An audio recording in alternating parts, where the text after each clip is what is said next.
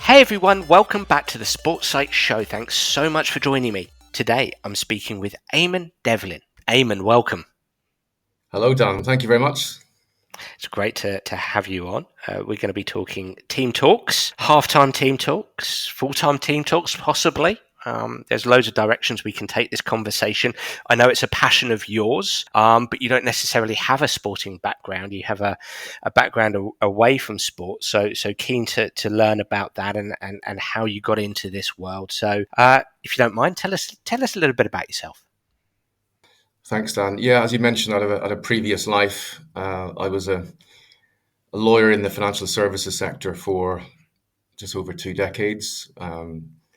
Which I love for a long part of my life. Was very fortunate, worked in great teams, worked all around the world. And in the last 2 years of my career, Dan, I sort of suddenly got very sad actually, and kind of, to be blunt, I got burnt out. Yeah. So I kind of left law. I thought there'd be something else out there to do with my time and be happy with my family. And then after that, so I left my legal career. I then got very ill. Actually, had a complete breakdown. Ended up getting some quite serious psychological help, which is the reason I ended up in psychology, because all the therapy I got, I thought, well, this is interesting how the brain operates, So I ended up doing a master's in psychology, just because I thought time to learn something new, put my ego to one side, which can be a challenge for me. And for my dissertation, for my master's, I was scratching my head, my baldy head, for quite a long time, and half-time kind of came up on my radar because I've been a coach for about 12 years in different sports, and I never liked half-time. I never liked it as a player, never liked half-time as a coach. Kind of ironically, I still don't. And I just remember the night looking at the internet saying, well, there must be loads of research on this, very popular interval in invasion games. And then I quickly learned there's very little published research on half times. So I did my first project last year, got the results, and the results weren't very good. And so that's kind of how I ended up, in the halftime space. And so I'm quite new to this world. And I think we were joking before we came live, and I think I might be the probably least qualified person on your podcast. So, but it is something I'm very passionate about. Well, you've certainly got a rich background in different industries and some personal experiences that probably lend themselves to some deep reflections. And you've gone off to do the master's. A master's in sports psychology, or a master's in some kind of other psychological area? Yeah, it's a good question. So it was just on general psychology, because my previous degrees were in law. So it was actually a conversion course at Brunel, I think where you also were before me.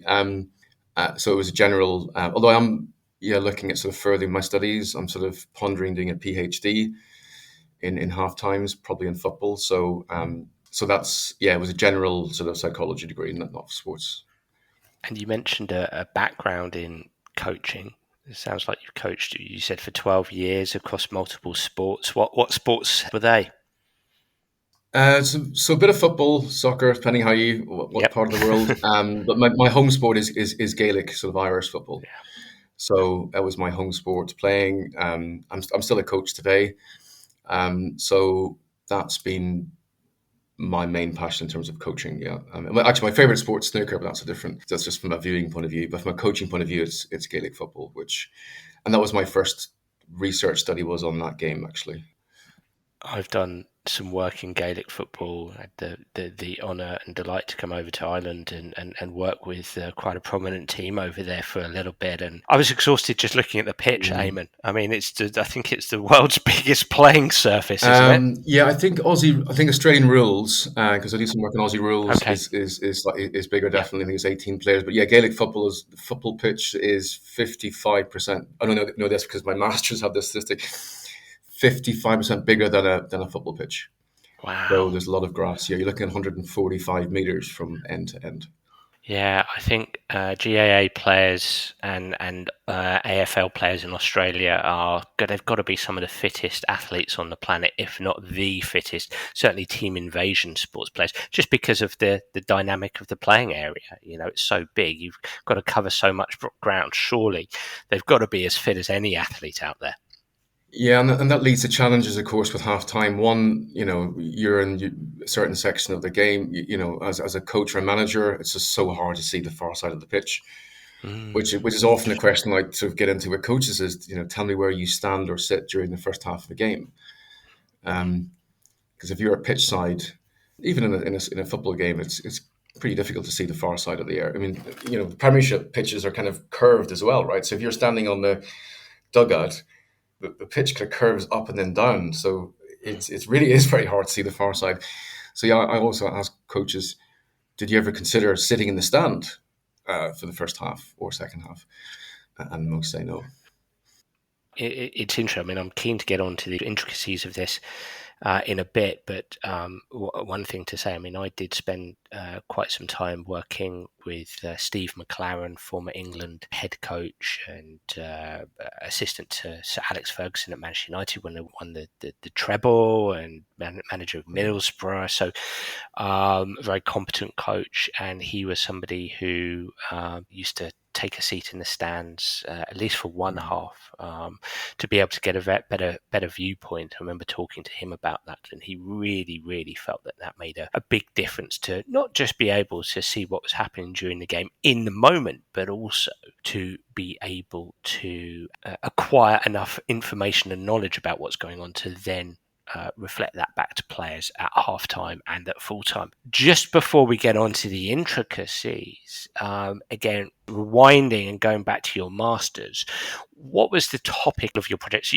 you built this interest in coach communication at halftime, or the process of halftime. And as that built, you decided to do a project on this. What was the specific topic of the project? So I mentioned that there's only, I think I mentioned there's only 8 published papers Wow. in the entire world that I can find. Maybe I've missed some, and if I have, then people please send them to me. So Yes. as far as I can say, I can only see 8 papers, Right. and that's for all sort of team sports. So there are 3 in football, none of which are at the elite level, which I'll come back to. Mm. There's 2 in ice hockey, 1 field, 1 ice, a couple in basketball. So and most of the research done is from a coach's point of view. So of the 8 papers, kind of 6 out of the 8 are broadly just asking what the coach thinks of halftime. And that struck me as a sort of, I think, frankly, an odd place to start because depending what your view is, some coaches, people believe that halftime is really for the players and not for the ego of the coach. And so the research I did was solely asking players what were their expectations and expectations and perceptions were of halftime. So I basically asked a bunch of players in the world of Gaelic who've all won the highest medal, the equivalent of a Champions League medal in that sport. Wow. Okay. Um, and yeah, it's just quite long, sort of in-depth interviews, which range from I think 45 minutes to 2 hours, 20 minutes. So players had a lot to say, Mm. which itself is quite telling. So that was the angle, asking players. So to try and get a picture of what do the players feel and think, during the 15-minute break, and also what do they want to happen, or what in their view should happen, and that led to some potential recommendations for coaches, things you maybe shouldn't do and things you might want to consider. Can we break that down? I'm really interested. I mean, in the conversations you were having around what they're feeling and what they're thinking during the break, Mm. talk to us a little bit about that. I'd love you to unpack that for us. So players will, I'm bearing in mind my research is a very small subset. It's not, I'm also quite cautious of people then taking it and sort of generalizing it to all different, sports. Of course, yeah. But for the research players will often demonstrate loneliness at halftime.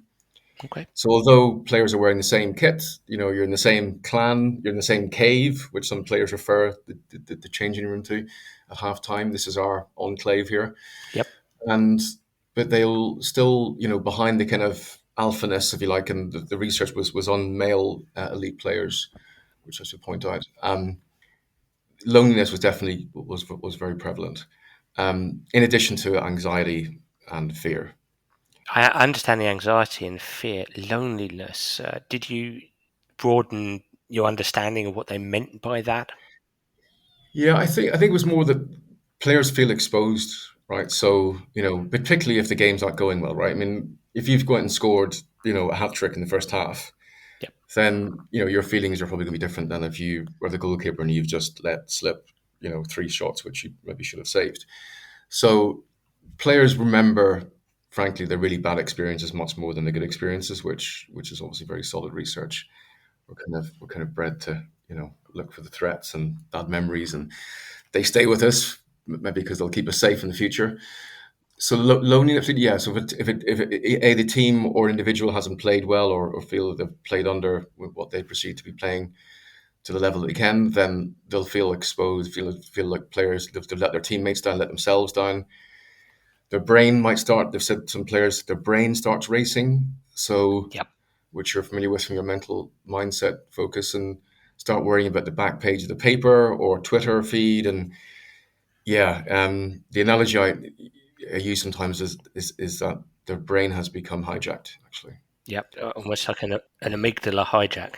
Yes, amygdala hijacked. So that part of the brain is just not functioning maybe the way it should be.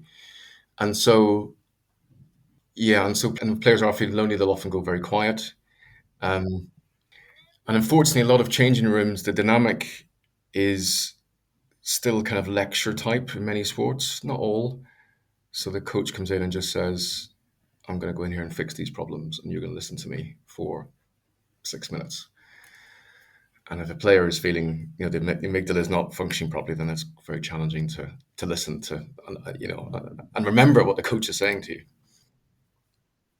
And so, feeling and thinking during the break, did players tended to feedback from a negative perspective? Did you trap any data, any qualitative data around, the positives of halftime, what they want? Yeah. So players. So if you ask a coach, so I'll flip it on the other side. So there's one piece of research. Actually, I'll ask you the question. See if you as a bit of a trick question for you if you answer it. Do you think coaches believe halftime makes a difference? The coach's speech. Do you think coaches believe that they make a difference to the outcome of the game? Oh, I would say that landscape is quite varied. As a sports psychologist, I can always get away with answers here by saying it's complex, but Yeah. okay, I'll answer that as straightforwardly as I can. I would personally think that coaches believe that they can make a Mhm. difference at halftime. I don't know if that's overly optimistic. Tell me. Yeah, so privately, there's one paper. So again, caution with this statement, which says that coaches don't believe that Right. their oration makes a difference. Now, obviously, what a coach will say publicly may well be different to what they'll say to a researcher in private. Now, the flip side to that is players do believe a good halftime interaction can make a significant difference to the outcome of a game. Okay. So just pin that for a second. Yep. What players want So the players' wants are very clear in the sense of they need to have some rest. I mean, back in the day, halftime was called a halftime break. Yep. It's now been shortened, and of course, in football, it was once 10 minutes. At one stage, there was no break. We just had a first half and a second half, and teams would just switch sides straight away. So it's a reasonably new. And then, of course, it was changed from 10 minutes to 15 minutes to allow more broadcasting rights and advertising put in place. But the first need is rest. The next one is food. So you can kind of base it off Maslow's hierarchy of needs, which is one of the kind of foundations I use when I coach at halftime. So rest, food, water, togetherness. And then players start thinking about, well, I wonder what the coach is going to say. Whereas a lot of coaches think, oh, I bet they're all waiting for, to listen to my big words. There are probably other more fundamental needs the players have. However, players don't get enough free time at halftime to attend to those needs.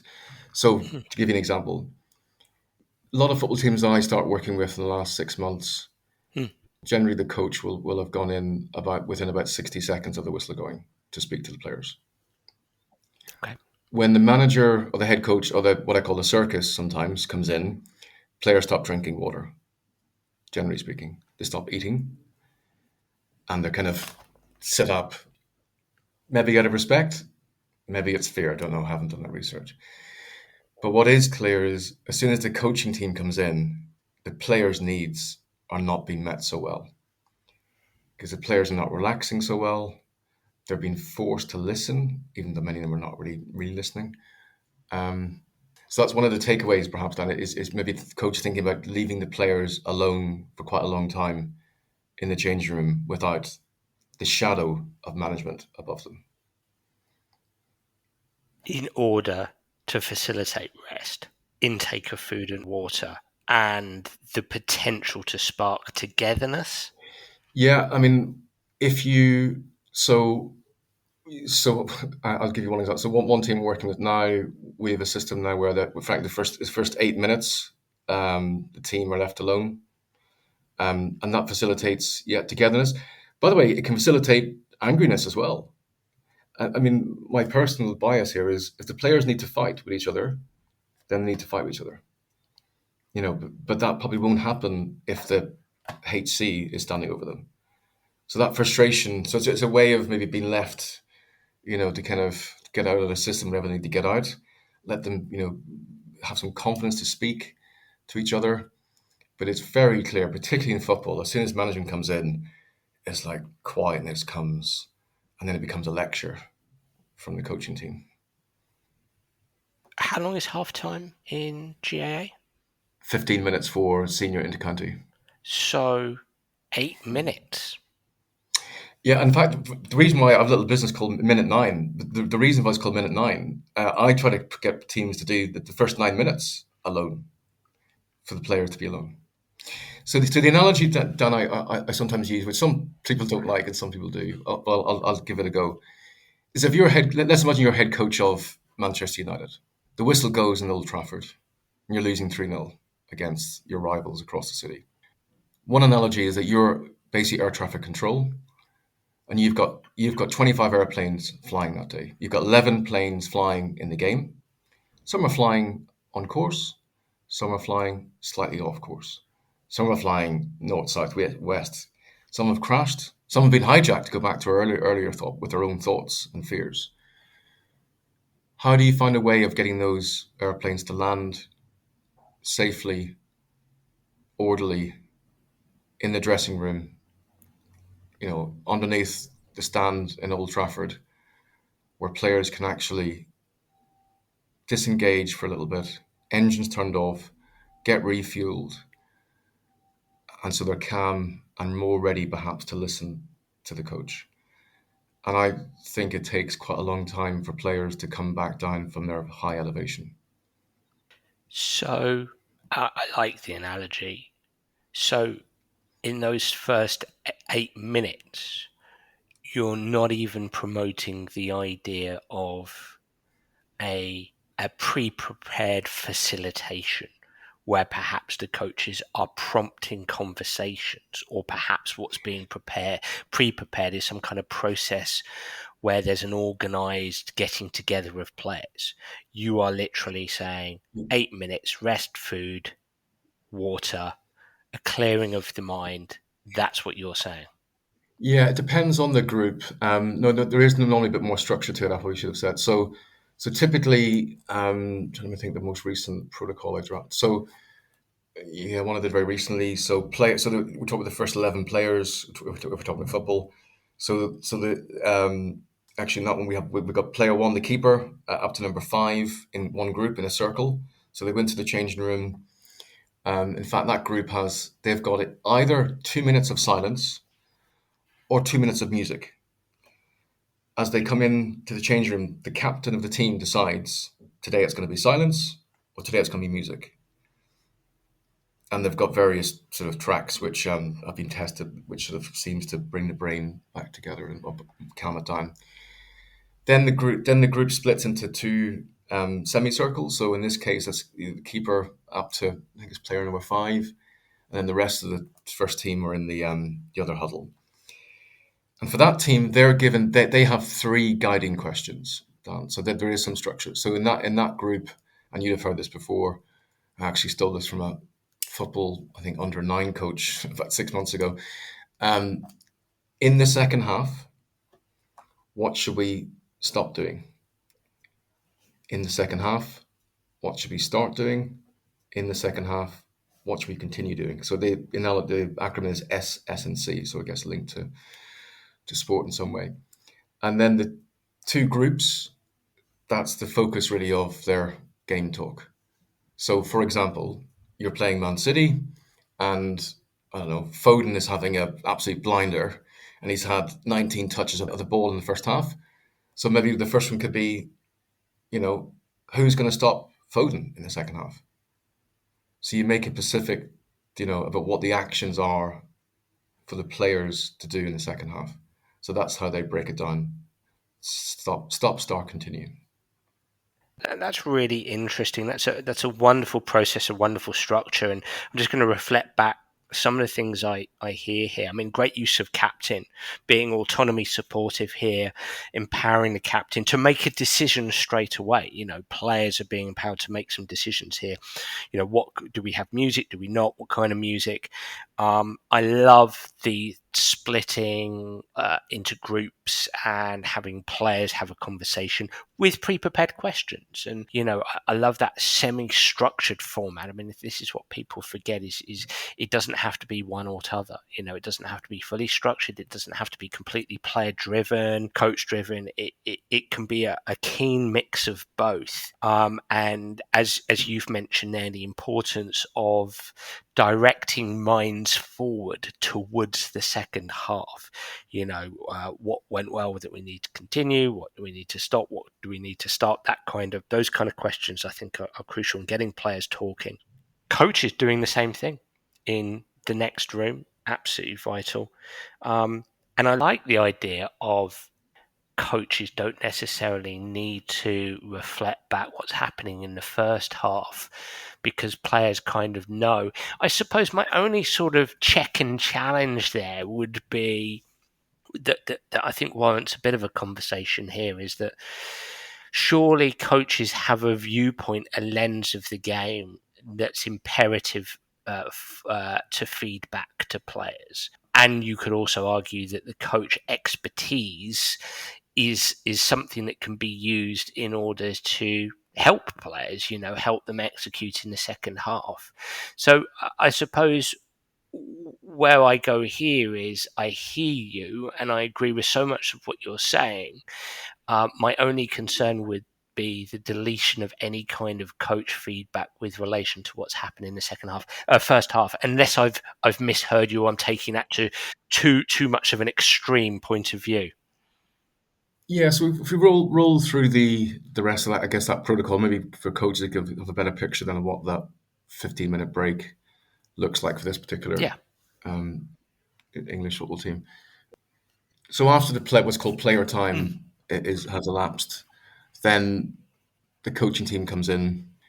Ideally, not too many. So one of the questions I've got a series of sort of initial questions I ask coaches about halftime, and I just asked one of the questions is, "Tell me who's in your changing room at halftime."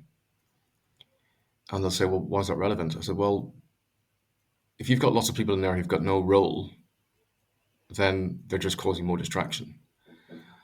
So, for example, I've been in change rooms where the president's been in there, the lead shareholder, sporting director, which depending what the sporting director does, can be the chairperson of the board. Yeah, and even if they're not saying anything, they're communicating, yeah. as you know, and the players are looking up and thinking, oh, "Hang on, who's in charge here? Is it Devlin? Is it Abraham?" And so the players are thinking subconsciously, "Who's in charge?" And it transpires that in a moment of pressure, players have said to me they need to know who's in charge. They want to be very clear, understand who's really kind of leading the ship. And if they're a bit confused, that leads to distraction. So coaches come in, and ideally it's just one coach. Ideally there's just a head coach that speaks. One of the bugbears of players, elite players from the research, Dan, is multiple voices from multiple coaches, Yep. because the capacity to remember information, particularly audio information, at halftime is very challenging, actually. So I did give you an example. I did a test recently with a club, and I would say the coaches, can I say this, over average, above average charismatic, presentable, likable. This guy's a good operator, I would say. Mm. So listenable, right? You'd listen. 3 minutes. He spoke for 3 minutes. Then I did a test with his players. By the time they got back to the grass, it was just before the game. It wasn't a competitive game. It was a challenge, friendly game. And I did a test. Tell me what you remember from Coach X. What did he say to you at halftime? And the results weren't very good. So to go back to your point about, so the coach can reflect a little bit on what's happened, but only really to inform his decision making about what should happen in the second half. So, for example, we had, I don't know, in the first half, guys, we picked up 4 yellow cards. Okay, so it's an observation. It's just kind of, it's just remembering what happened in the first half. Therefore, in the second half, guys, I want you to stay on your feet or something like that. I want you to stay on your feet, because if we go down to 10 men, then our odds of winning this game diminish. So I think as long as it's linked, the coach can clearly refer to what's happened in the first half, but ideally then quickly it's linked to what we should do in the second half, as opposed to just an isolated statement. Dan, you missed 3 goal-sitting chances in the first half, and perhaps some more colourful language is used when that statement is said. So I think it's fine to say, but as long as it's linked to what should happen in the coach's view in the second half. Do you think halftime, on the basis of what you've said then, do you think halftime is not a time to introduce any new information or too much new information? That it should all be linked to the preparation during the week, the game plan, Yeah.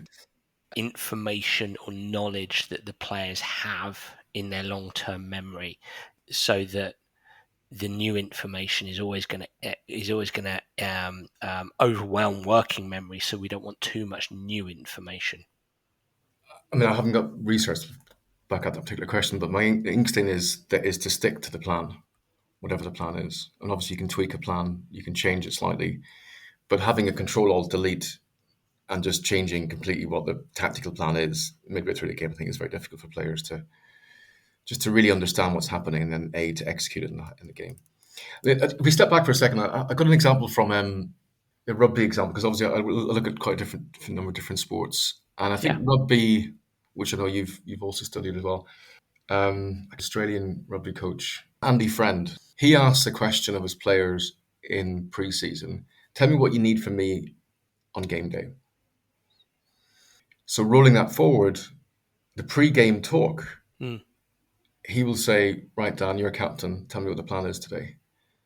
Because on Thursday night, that's when management had the opportunity to explain the game plan. And on game day, he really does say very little, including the pre-game Mm. speech. So therefore, he's trying to get make sure the players understand what the plan is before the ball is, kicked in. And then at halftime, it's about reinforcing that plan. So I think the idea of introducing a completely new plan, I think is difficult to execute, I think. So for him, it's all about coming back to the pre-game plan, sticking to that, making sure, cutting away any extraneous noise, and reducing thinking, reducing the noise, and making sure that players are in a place going back out into the second half, that helps them refocus on the game plan. Yeah, and players and coaches often think about, the only way to communicate with players is words. And going back to, players will sometimes demonstrate loneliness at halftime. If it's going really bad, I mean, maybe their fight or flight button's been pressed. And the ability to remember information then is very, very challenging, because you're literally in survival mode. Yes. So there are other ways, as you know, to communicate. So I work with coaches on other ways. So, for example, physical touch. Mm. Now, I walk in some professional changing rooms, and it become very sterile, I would say. Players over in that corner, management over here. It's not much eye contact, definitely not much physical contact, and perhaps a good high five or a loving hug from a coach could mean perhaps a lot more than 45 seconds of tactics, which statistically speaking, the player is probably not going to remember anyway. So, yeah, I think there are other ways to communicate more than just words. And so I always say to coaches, do you feel you have to speak to your players at halftime? Do you feel you have anything to add? Because if you don't, then why say anything? Why say a word? A lot of what you're saying relates to the emotional side of the game, managing the emotions of players. You've stepped into multiple environments across different sports. Um, do you ever have a coach who says, yeah, I base everything on helping players manage their emotions at halftime? That Mhm. must be rare, surely. It is, yeah. I mean, I think if you're a coach, and you've got in football, I've seen everything from probably 2 minute speech to 14 minutes. Okay. A head coach speaking for 14 minutes, 2 seconds one day. Yeah. I don't even know how many words that is, but it must be 3,000 words. More, Depending on 5 minutes. how fast you That's it. talk, yes. Yeah. And of course, people are nervous. Coaches are definitely nervous at halftime when they speak more quickly. Don't draw a breath. So yeah. So if you're I mean, very broadly, a coach there's kind of two main levers to pull on. One is information, tactics, um, technical information. Yes. The other is let's call it motivational, inspirational bucket. In football, I see coaches going really long, going like really going deep on the informational tacticals one.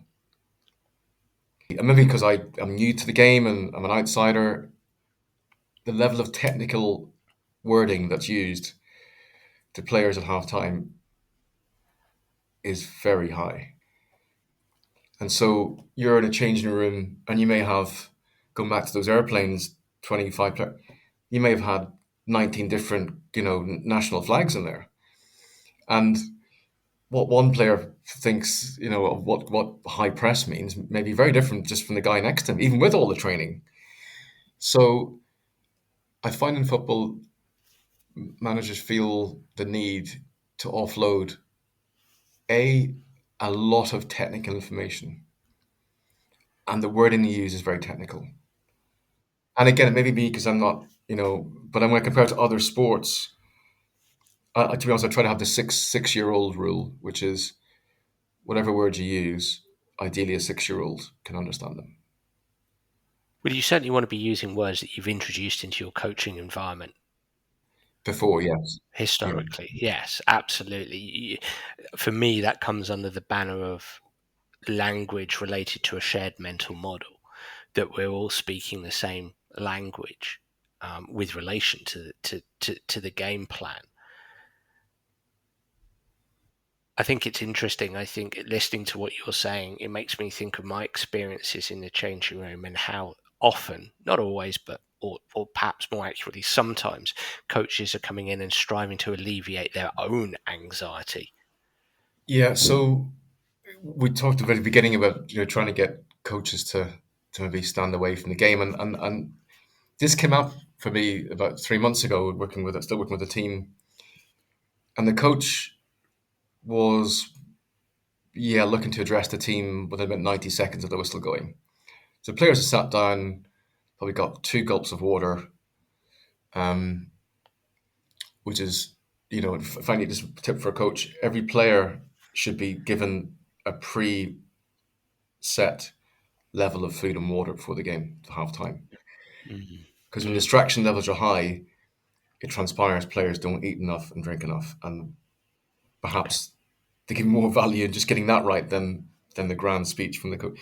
Um, Working with this coach, and then I realised he was frankly, yeah, basically arguing with the fourth official. There's no other way of putting it. Standing up during the game, having not every game, but quite often just fighting the officials of the game.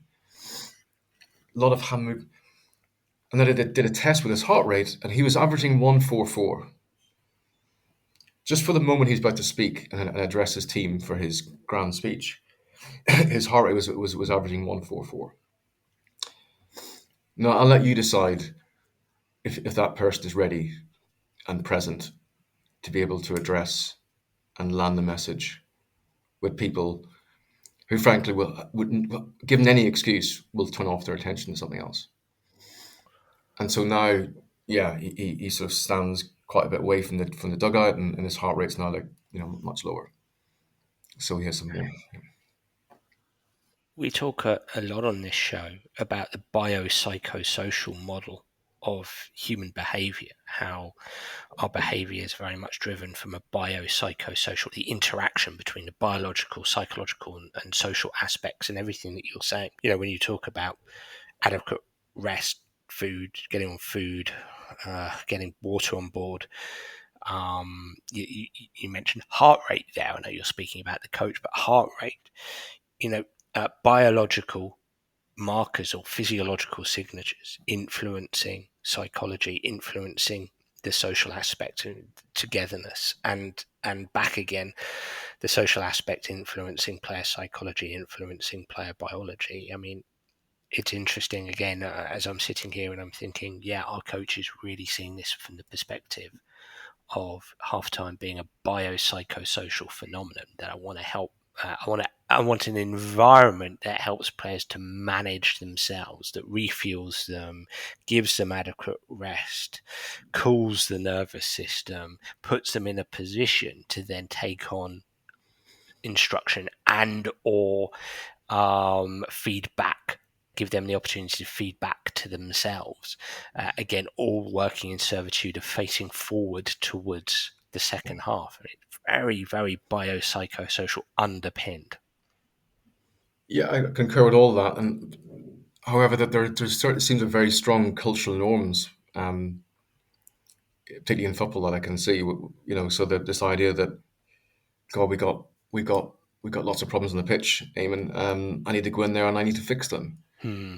Okay, well that's the coach's view. That's the coach's view, but I don't. I'm not sure that's well. First of all, factually accurate, because I firmly believe in invasion games, the only people who can fix a problem are the players, because they're the only ones who can implement any plan or any changes to how you're playing.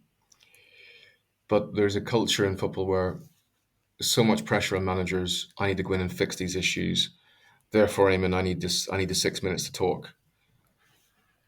And so frankly, there's quite a big disconnect, Dan, going on. What the coaches feel they should be doing. I'm not criticizing them, just that they think they need to do, and what the players want and what the coaches do. There's certainly a gap between those two things. And if I switch it to again, go back to rugby, I've had a chance to study some well-known rugby teams, international. And obviously rugby, the head coach is in his the box with his management team. International level, the coach not allowed to speak to not allowed to communicate directly with players during a match, which is a godsend. Um, and lo and behold, the coaches come in much more relaxed. They say a lot less. I mean, I've been dressing rooms where the head coach doesn't say a word, but sometimes they know that it's maybe a big game, big moment. They're going to need the players' attention. And it works because they haven't tried to get the players' attention at every moment leading up to that. What's your thoughts on utilizing video analysis at halftime? I recently listened to my old boss Eddie Howe. I worked with him Mm, at AFC Bournemouth, and he spoke recently in his work up at Newcastle, how he would take players away into a room and show them some footage from the first half. What's your thoughts on utilising that? Again, very coach driven, but he feels that he's making behavioural change going into the second half. Well, when I work with a club, then one of the first things I say to the manager, can I speak to some of your players anonymously? And one of the questions I'll ask the players is, what do you think? Do you find that video clips help you? And the feedback I've had from players are they do help, but there's too many words that come along with it. So the clip is shown, and there's often one or two coaches with a commentary of what's happening on the video clip. So I'd encourage coaches to use it, but if the players want it, but maybe just let the clip play, maybe in silence. Just let it sink in. Let the players see what has happened in that 4 or 5 second clip. So you're not suggesting that the utilisation of video is a bad thing. It's just the style in which you use it. It's your coach behaviour attached to utilising video. One of the clear recommendations from the research done is players want more visual aids at halftime. So I forget the actual number, but it's very high, and you might know the exact number. I think it's 85% of what we remember from our five senses is through our eyes. So I know this idea people are visual learners. I'm not sure that's a very helpful phrase, because if you have the gift of sight, I think we're all visual learners. So how do you find a way of communicating? And obviously a video clip can be very useful. By the way, I mean, an actual still can be just as useful. So maybe coaches can change it around a little bit, right? Maybe one game you showed 3 clips, next game none. So I've also realized it's a battle for attention at halftime. How do you get people who are in their own heads, who demonstrate quite levels of narcissism, right? If you're a professional football player, to be so focused to get to that level, then you're going to have quite some extreme personality traits. So how do you, find a way of getting people's attention? And I think videos can be good if it's used correctly. Stills, the use of colors, which may be a rabbit hole, but the use of colors is very successful, it seems.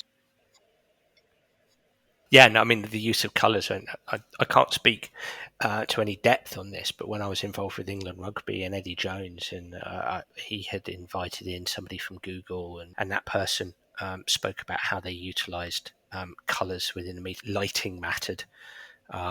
Even having, I mean, we're talking about something slightly different here, sort of corporate meetings, but hitting people's senses in different ways, and also capturing people's engagement through a little warm-up activity. Again, slightly different to halftime, but speaking to what you're saying. I suppose it's posing the question, and we will reverse up to the beginning of halftime here. Players come in. How are you helping them, or how are you helping them to help themselves to engage, to pay attention, and then how are you captivating, holding that attention? Are there individual differences in terms of how your players, your people, retain their attention? I think it's a really, really, really challenging thing to get right every single week. So I would imagine there's a lot of dynamism there. Things change. It is difficult to get it right, and I'm a coach myself. I've got it wrong several times, and quite recently I had a very bad halftime. We had a protocol in place. None of us kind of seemed to follow it through. So anyway, it was a disaster.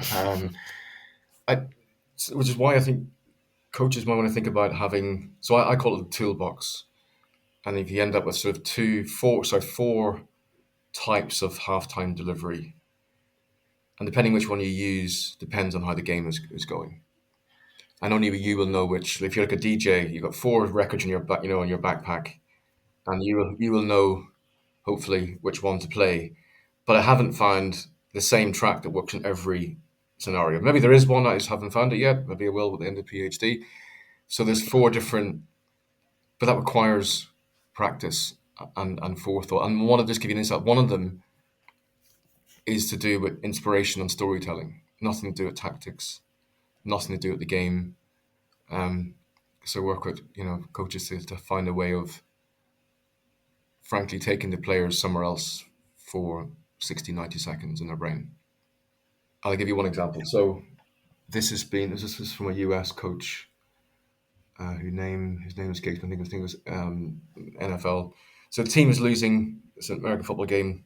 Team is losing significantly in the first period. Players come in, heads down. As you know, body posture is very very reflective of people's mental framework.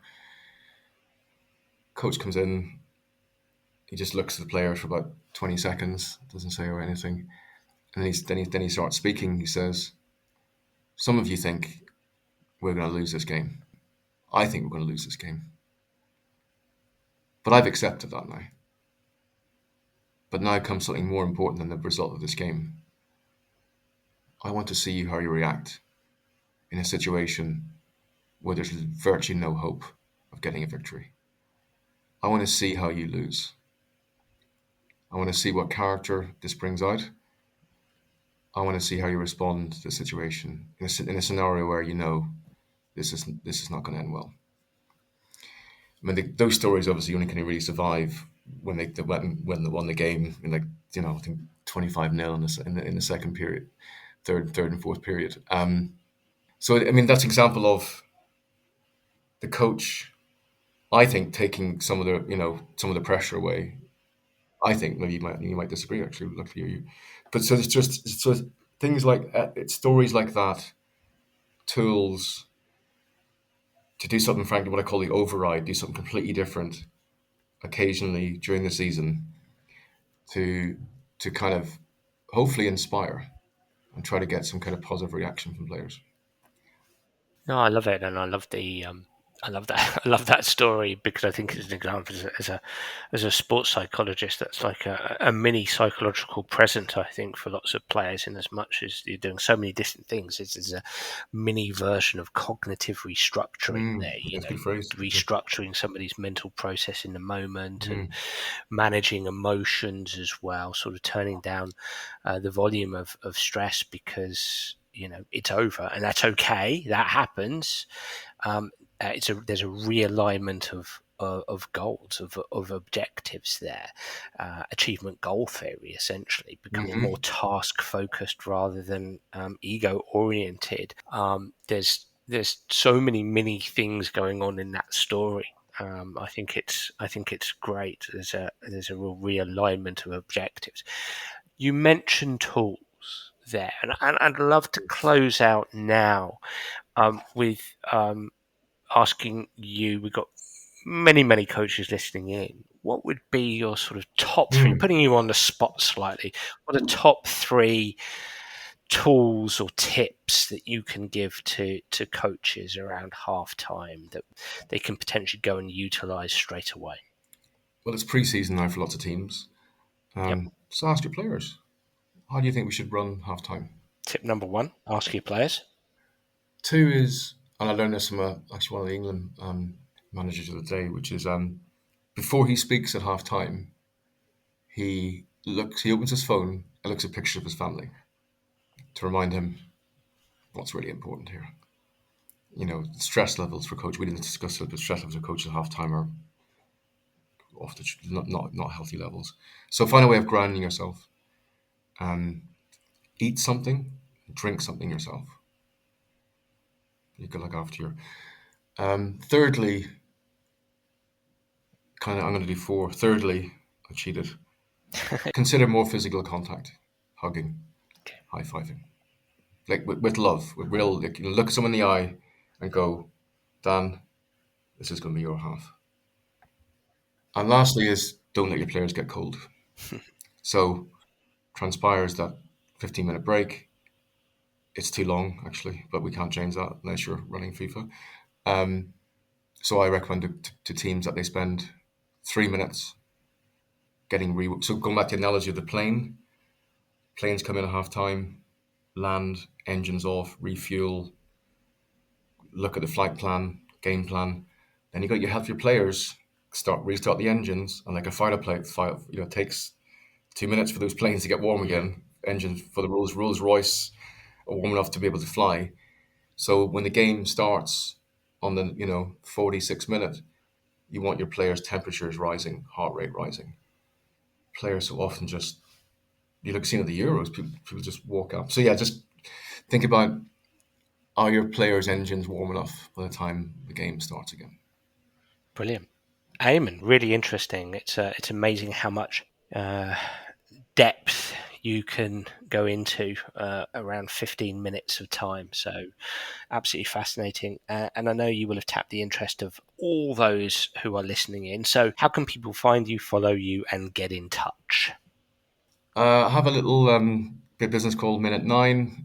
If you Google that, I'm on LinkedIn, which I post some things occasionally, and then I've got a Instagram account which my daughter Nancy runs. So that's the best way of tracking me, because anything of interest she normally makes for me. So yeah, if you search Minute Nine, you should be able to track me down. Perfect. Eamon, thank you so much for today. Thank you, Dan. Honor. Have a good day. Thank you. Well, everyone, I really enjoyed that podcast, and I'd love to hear what you, the listener, think. So please do get in touch via X or Facebook or through my website, danabrahams.com, to tell me what you think of the show, and I'd be delighted to hear any suggestions that you might have. I'm already looking forward to next week's episode. Bye for now.